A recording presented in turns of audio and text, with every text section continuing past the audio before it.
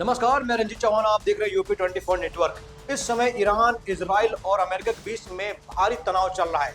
जंग चल रही है।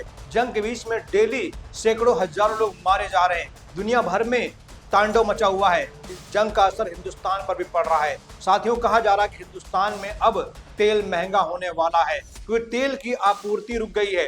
तेल का जो है आयात निर्यात वो ठप हो गया है। समुंदर में इस समय उथल पुथल मची हुई है। समुंदर में बम बरस रहे हैं, मिसाइल बरस रही है। तो साथियों, आज हम आपको दिखाएंगे कि इंटरनेशनल लेवल पर जंग के बीच में क्या कुछ चल रहा है, माहौल क्या है। चलिए रिपोर्ट हमारी देखिए। खाड़ी क्षेत्रों में बढ़ते तनाव पर भारत के रक्षा मंत्री राजनाथ सिंह ने कहा कि हार्मुज और पूरा फारस की खाड़ी वाला इलाका दुनिया की ऊर्जा सुरक्षा के लिए बेहद महत्वपूर्ण है।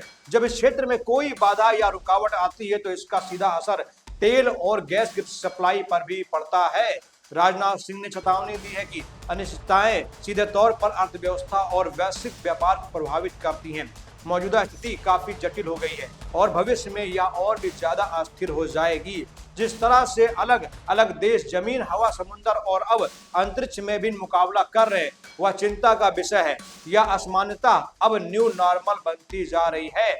अब बता दें, मिडिल ईस्ट में जारी अमेरिका, इजराइल और ईरान के बीच की जंग अब अपने 9वें दिन में पहुंच गई है। हालात इतने खराब है कि पल पल तबाही की खबरें आ रही हैं। दोनों तरफ से एक दूसरे पर मिसाइलें और ड्रोन दागे जा रहे हैं। सबसे डराने वाली बात यह कि ईरान में अब तक 1300 से ज्यादा लोग अपनी जान गंवा चुके हैं। इसी बीच अमेरिकी राष्ट्रपति डोनाल्ड ट्रंप के एक संभावित सीक्रेट प्लान ने पूरी दुनिया के कान खड़े कर दिए हैं। खबर है कि अमेरिका अब सिर्फ आसमान में नहीं बल्कि जमीन पर उतरकर ईरान के परमाणु भंडार पर कब्जे की तैयारी कर रहा है।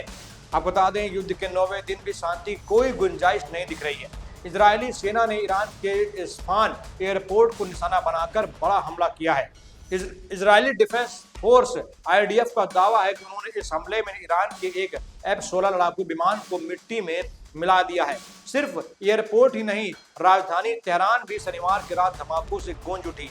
ईरानी मीडिया की माने तो तेहरान के नीलोफार स्क्वायर के पास भीषण बमबारी हुई जिसमें करीब 20 लोगों की मौत हो गई। तेहरान में बने तेल डिपो में इन हमलों में धधक रहे। अब तक आंकड़ों के मुताबिक ईरान में कुल 1332 लोग मारे जा चुके हैं और घायलों की संख्या तो अनगिनत है। तो दोस्तों, आपने देखा कि इस समय ईरान और अमेरिका के बीच में लगातार मौतों का आंकड़ा बढ़ रहा है।